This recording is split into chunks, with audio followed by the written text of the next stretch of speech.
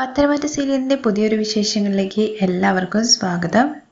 ആദർശും നയനയും കൂടി ചേർന്ന് താഴെ വീണ് കിടക്കുകയാണ്. അങ്ങനെ പരസ്പരം മുഖത്തോട് മുഖം നോക്കി ഇങ്ങനെ റൊമാൻറ്റിക് ആ ഒരു രീതിയിലൊക്കെ നിൽക്കുന്നുണ്ട്. പെട്ടെന്ന് തന്നെ നയന പറയുന്നുണ്ട്, അന്ന് എൻ്റെ മേലെ വീണതിൻ്റെ പേരിൽ എൻ്റെ കാല് ഭയങ്കരമായിട്ട് വേദനിക്കുന്നുണ്ട്. അത് പോരാഞ്ഞിട്ടാണ് ഇപ്പോൾ വീണ്ടും എൻ്റെ മേല് വന്ന് കിടക്കുന്നത്. മുത്തശ്ശി മുത്തശ്ശ എന്ന് പറഞ്ഞിട്ട് നയന അവിടുന്ന് കൂകി വിളിക്കുന്ന സമയത്ത് നിർത്ത് എന്ന് പറഞ്ഞിട്ട് വായടപ്പിക്കുകയാണ് കേട്ടോ ആദർശ്. നീ എന്തിനാ കൂവി വിളിക്കുന്നതെന്നുള്ള കാര്യം ചോദിക്കുമ്പോൾ പിന്നെ കൂവി വിളിക്കാണ്ട് ഞാൻ എന്താ ചെയ്യേണ്ടത്, ആദ്യം എണീക്കുക എന്ന് പറഞ്ഞിട്ട് ആദർശിനെ എണീപ്പിക്കുകയാണ് കേട്ടോ നയന. നിങ്ങൾ എന്തിനാ എൻ്റെ മേലെ വീണെന്നുള്ള കാര്യം ചോദിക്കുമ്പോൾ അതെ ഞാൻ നിന്റെ മേലെ വീണത്, നീ ഒറ്റൊരുത്തി കാരണമാണ് ഇതൊക്കെ സംഭവിച്ചത്. ഐസ് കട്ട എന്തിനാ നീ എൻ്റെ മേലേക്ക് എറിഞ്ഞെന്നുള്ള കാര്യം ചോദിക്കുമ്പോൾ അതെ ഞാൻ മനഃപൂർവ്വം നിങ്ങളുടെ മേലേക്ക് എറിഞ്ഞതാണ്. എന്ത് ചെയ്തു കഴിഞ്ഞു കഴിഞ്ഞാലും അതൊക്കെ നിങ്ങൾക്ക് തെറ്റാണ്. എന്നാൽ ഞാൻ അത്രയും കഷ്ടപ്പെട്ടെടുക്കുന്ന സമയത്ത് ഞാൻ എടുത്തു തരാം എന്ന് പറഞ്ഞിട്ട് സഹായിക്കാനുള്ള ഒരു മനോഭാവമൊന്നും നിങ്ങൾക്ക് തോന്നിയില്ലല്ലോ. നിങ്ങളുടെ അടുത്ത് ഞാൻ പറഞ്ഞതല്ലേ കാലിൽ വെക്കാൻ വേണ്ടിയിട്ടാണ് ഐസ് എടുത്തത് എന്നുള്ള കാര്യം. നിങ്ങളിങ്ങനെ ബാഡ്മാനായിട്ട് നടന്നിട്ട് എൻ്റെ മേലും തെറ്റ് പറയണോ എന്നുള്ള കാര്യം ചോദിക്കുമ്പോൾ അയ്യോ വിട്ടേക്ക്, നിന്റെ മേലും തെറ്റില്ല എൻ്റെ മേലും തെറ്റില്ല, ഇതെല്ലാം ആക്സിഡൻ്റലിൽ നടന്നു അത്രയേ ഉള്ളൂ, അതൊക്കെ വിട് എന്നുള്ള കാര്യം പറയുമ്പോൾ നയന പറയുന്നുണ്ട്, ഓ ഇങ്ങനെ ഒരു സംസാരം നിങ്ങളുടെ വായിന്ന് വീഴാൻ വേണ്ടിയിട്ട് എന്തോരം കഷ്ടപ്പെടണം. ഇത് നിങ്ങളുടെ ഭാഗത്തുള്ള തെറ്റായതുകൊണ്ടല്ലേ ഇതൊരു ആക്സിഡന്റ് ആയിട്ട് സംഭവിച്ചതെന്ന് പറഞ്ഞിട്ട് നിങ്ങൾ സമ്മതിച്ചത്. എന്നാൽ എൻ്റെ ഭാഗത്താണ് തെറ്റെങ്കിൽ നിങ്ങൾ എന്നെ വില്ലത്തിയെ പോലെ ടോർച്ചർ ചെയ്യില്ലായിരുന്നോ? അതല്ല എന്തിനാ നിങ്ങൾ ഈ മുല്ലപ്പൂ എടുത്തിട്ട് ഇവിടെ എല്ലാം കൊണ്ട് വിതറിയെന്നുള്ള കാര്യം ചോദിക്കുമ്പോൾ അതെ ഞാൻ നിന്റെ മുല്ലപ്പൂ ഇട്ട് മൂടിയിട്ട് ഇങ്ങനെയൊക്കെ ചെയ്യണമെന്ന് മനഃപൂർവ്വം വിചാരിച്ചതാണ്. അല്ല പിന്നെ മുത്തശ്ശി എൻ്റെ കയ്യിൽ നിനക്ക് തരാൻ വേണ്ടിയിട്ട് തന്നു വിട്ടതാണ്. അതിപ്പോൾ എല്ലാം താഴെ പോയി. ഇനിയിപ്പോൾ എനിക്കിത് എന്ത് ചെയ്യാൻ വേണ്ടി പറ്റും എന്നുള്ള കാര്യം ചോദിക്കുമ്പോൾ ഞാൻ പോയിട്ട് മുത്തശ്ശിയുടെ അടുത്ത് പറയാം, നിങ്ങളുടെ പേരക്കുട്ടി ഈ മുല്ലപ്പൂ മൊത്തം ഇവിടെ ഇട്ട് തൊലച്ചു കളഞ്ഞു എന്നുള്ള കാര്യം. അങ്ങനെ പോകുന്ന നയനെ പിടിച്ചു നിർത്തിയിട്ട് നിക്ക് വെറുതെ എന്നെ ടെൻഷൻ അടിപ്പിക്കാതെ നിക്ക് എന്ന് പറഞ്ഞിട്ട് ആദർശം അങ്ങോട്ട് നടന്നു പോവാണേ. എന്നിട്ട് ബെഡിൽ പോയി കിടക്കുന്നുണ്ട് കേട്ടോ. അത് കഴിഞ്ഞ് ആദർശം മനസ്സിൽ വിചാരിക്കുന്നത് ഈ വീട്ടിലുള്ള എന്തോ എന്നെ ചുറ്റിപ്പറ്റിയിട്ട് ചതി നടക്കുന്നുണ്ട്. എന്നാ എന്താന്ന് മനസ്സിലാവുന്നില്ല. അങ്ങനെ ആദർശം എന്തോ പറയുന്നുണ്ടെന്ന് മനസ്സിലാക്കിയിട്ട് നയന ചോദിക്കുന്നുണ്ട്, എന്താ പെറുപെറുക്കുന്നത് എന്നുള്ള കാര്യം. ഒന്നുമില്ല മഹാറാണി, വന്ന് കിടന്നോളൂ എന്ന് പറയണേ. അങ്ങനെ റൂമിന്റെ ഡോറൊക്കെ അടച്ച് നയനും ചെന്നിട്ട് കിടക്കുകയാണ്. നയന ഉറങ്ങിന്ന് മനസ്സിലായിട്ട് ഇടം കണ്ടിട്ട് നോക്കുന്നുണ്ട് കേട്ടോ ആദർശ്. അത് കഴിഞ്ഞ് അങ്ങോട്ടും ഇങ്ങോട്ടും തിരിഞ്ഞു മറിഞ്ഞൊക്കെ കിടക്കുകയാണ്. തുടർന്ന് എണീറ്റ് ഇരുന്നിട്ട് എന്താണാവോ ഉറക്കം വരാത്തത്, എന്താണെന്ന് മനസ്സിലാവുന്നില്ലല്ലോ. തുടർന്ന് ആദർശ് എണീറ്റ് ഇങ്ങനെ അങ്ങോട്ടും ഇങ്ങോട്ടും നടക്കുന്നുണ്ട്. അതിനിടയ്ക്ക് എന്തായിരിക്കും എന്തോ ഒരു പോലെയൊക്കെ ആവുന്നുണ്ടല്ലോ. തുടർന്ന് മുല്ലപ്പൂവിന്റെ മണം മൂക്കിലേക്ക് ഭയങ്കരമായിട്ട് അടിക്കുന്നുണ്ട്. എന്തായിരിക്കും ഇങ്ങനെ മുല്ലപ്പൂവിന്റെ മണം ഭയങ്കരമായിട്ട് വരുന്നത്. മുല്ലപ്പൂവിന്റെ മണം ആസ്വദിച്ചിട്ട് നയനയെ ഇങ്ങനെ നോക്കുകയാണ് കേട്ടോ ആദർശ്. അങ്ങനെ ആദർശ് നയനയുടെ അരികിൽ ചെന്നിരുന്നിട്ട് നയനയെ ഇങ്ങനെ നോക്കുന്നുണ്ട്. പെട്ടെന്ന് ആദർശിന് ഒരു ബോധം വന്ന പോലെ, എന്താണ് ആദർശ് നിനക്ക് ഇപ്പൊ സംഭവിച്ചത്, എന്തോ ഒരു പോലെ ഇരിക്കുന്നുണ്ടല്ലോ. ദൈവമേ എന്ന് വിളിച്ചിട്ട് പൂജാമുറി പോയിട്ട് ചന്ദനൊക്കെ 3 കുറി പോലെ ഇങ്ങനെ നെറ്റിയിൽ വരച്ചിട്ടൊക്കെ ഇരിക്കുകയാണ് കേട്ടോ നയനയ്ക്ക് അരികില്. എന്താണാവോ എനിക്ക് ഉറക്കം വരാത്തത്, ഇവള് കണ്ടില്ലേ കിടന്ന് കൂർക്കം വലിച്ചുറങ്ങുന്നത്, ഇവള് ശരിക്കും ഉറങ്ങുകയാണോ അതോ ഉറക്കം നടിക്കുകയാണോ? അങ്ങനെ ഉറങ്ങിയൊന്ന് കൺഫേം ചെയ്യാൻ വേണ്ടിയിട്ട് നയനയുടെ മുഖത്തിന്റെ അരികിലേക്ക് ഇങ്ങനെ തലവെച്ച് നോക്കുന്നുണ്ട്. അപ്പൊ കറക്റ്റ് നയന കണ്ണു തുറന്ന് നോക്കുമ്പോൾ ആദർശിനെ കാണാണ്. എന്ന് പറഞ്ഞ് കൂകി അങ്ങ് വിളിച്ച് എണീക്കുകയാണേ. എന്നിട്ട് ആദർശിന്റെ മുഖത്തേക്ക് നോക്കുന്നുണ്ട് നയന. നിങ്ങൾ എന്താ ഇങ്ങനെയൊക്കെ ചെയ്യുന്നതെന്നുള്ള കാര്യം ചോദിക്കുമ്പോൾ എന്തിനാ ദേഷ്യം പ്രകടിപ്പിക്കുന്നത് എന്നുള്ള കാര്യം ചോദിക്കുമ്പോൾ നിങ്ങൾ എന്തിനാ ദേഷ്യം കാണിക്കുന്നത്, അതുകൊണ്ടാണ് ഞാനും ദേഷ്യം കാണിക്കുന്നത്.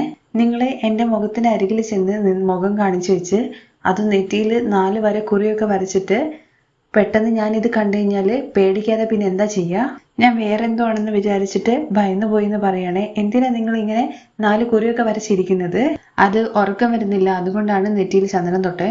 നിങ്ങൾക്ക് ഇടയ്ക്കിടയ്ക്ക് ഉറക്കം വരാറില്ലല്ലോ, പക്ഷെ അന്നൊന്നും ഇങ്ങനെ കുറി തൊട്ടത് ഞാൻ കണ്ടിട്ടില്ലല്ലോ, പക്ഷെ ഇപ്പൊ കുറി തൊട്ടത്. ഇത് കേട്ട് ആദർശ് മനസ്സിൽ വിചാരിക്കുന്നത്, ഇവളടുത്ത് ഞാൻ എങ്ങനെ പറയാം മുരിങ്ങക്ക പണി തന്നു എന്നുള്ള കാര്യത്തെക്കുറിച്ച് പറഞ്ഞു കഴിഞ്ഞാൽ അവളത് വേറെ രീതിയിൽ എടുക്കില്ലേ. ഹെടാ ആദർശേ, നിന്റെ അധോഗതിയാന്നൊക്കെ പറയുന്നുണ്ടോ ഒറ്റയ്ക്ക്, നിങ്ങളെന്താ ഒറ്റയ്ക്ക് പിറുപിറുക്കുന്ന എന്നുള്ള കാര്യം ചോദിക്കുമ്പോൾ ഒന്നും പറഞ്ഞില്ല, നീ ദേവി ഇത് ഉറങ്ങിക്കോ എന്ന് പറയണേ. നിങ്ങൾക്ക് ഉറക്കം വരുന്നില്ല എന്ന് കരുതിയിട്ട് ബാക്കിയുള്ളവരുടെ ഉറക്കം കൂടി കെടുത്തരുത് എന്ന് പറഞ്ഞിട്ടാണ് നയനെ കിടക്കുന്നത്.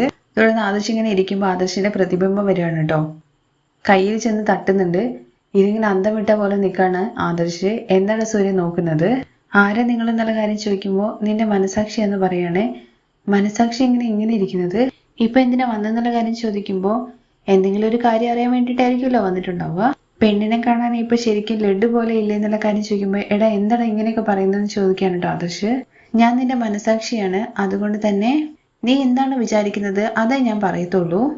ലഡു മാതിരി ഒരു പെണ്ണ് അരികിൽ നിൽക്കുന്ന സമയത്ത് നീ എന്താണ് കുറിയൊക്കെ തൊട്ടിട്ട് ബുദ്ധനെ പോലെ ഇരിക്കുന്നത്?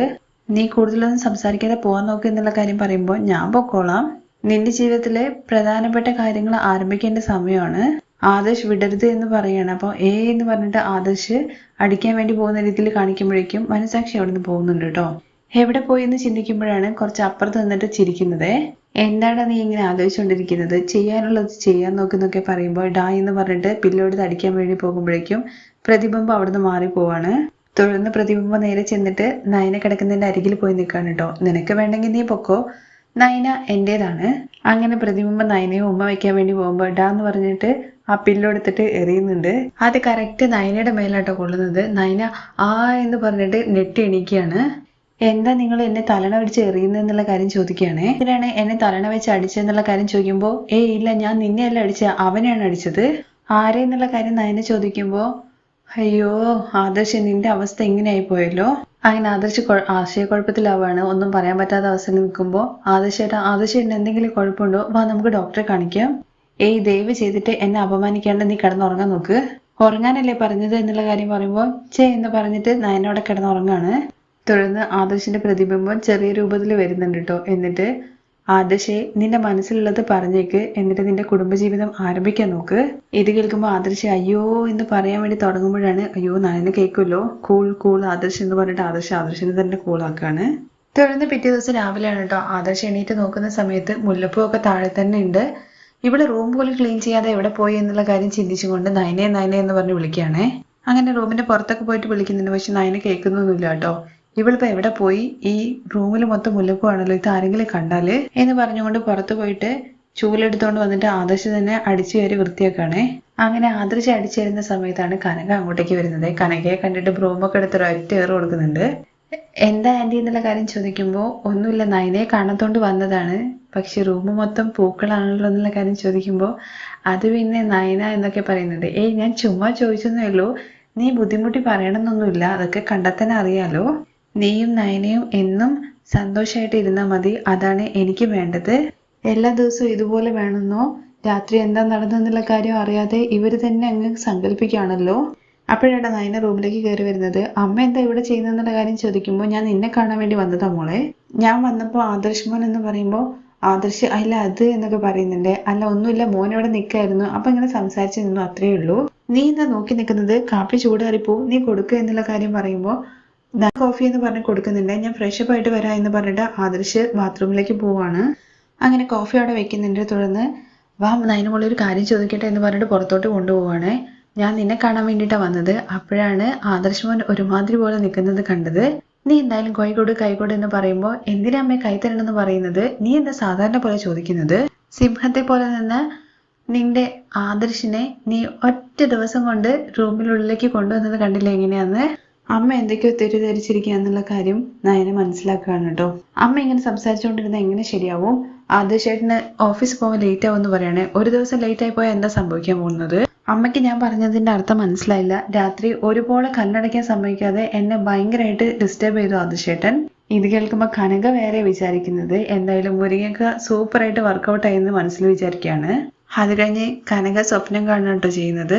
ഗർഭിണിയാണെന്ന് ആദർശിന്റെ അടുത്ത് നയന പറയുന്നതും അത് കഴിഞ്ഞിട്ട് ഗർഭിണിയായ നയനയെ പിടിച്ചു കൊണ്ടുപോയിട്ട് ആദർശ് ഇരുത്തുകയും പിന്നെ ജ്യൂസ് കൊണ്ടുപോയി കൊടുക്കുന്നതായിട്ടുള്ള രംഗങ്ങളൊക്കെയാണ്.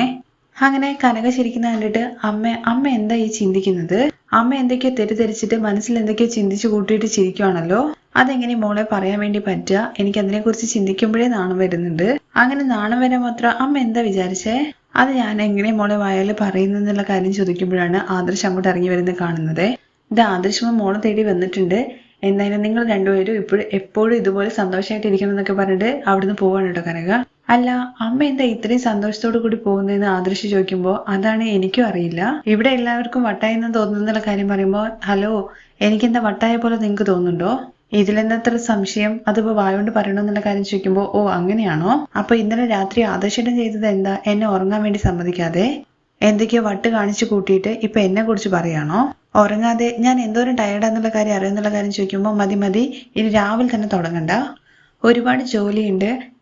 അനിയുടെ കല്യാണത്തിന് സാരികളെല്ലാം എടുക്കാൻ വേണ്ടിയിട്ട് അവരുടെ അടുത്ത് നാളെ വരാൻ വേണ്ടി പറയണം. അവരുടെ അടുത്ത് ടൈം ചോദിച്ചിട്ട് അനാമികയുടെ വീട്ടിലുള്ളവരെയും ഇൻഫോം ചെയ്യണം എന്നൊക്കെ പറഞ്ഞിട്ട് ആദർശ് അവിടുന്ന് പോവാണ്. അങ്ങനെ ആദർശിന്റെ പോക്ക് കണ്ടിട്ട് ഇങ്ങനെ സന്തോഷത്തോടു കൂടി നിൽക്കുന്ന നയനയെ കാണിച്ചുകൊണ്ടാണ് മറ്റൊരു എപ്പിസോഡിന്റെ റിംഗ് അവസാനിക്കുന്നത്.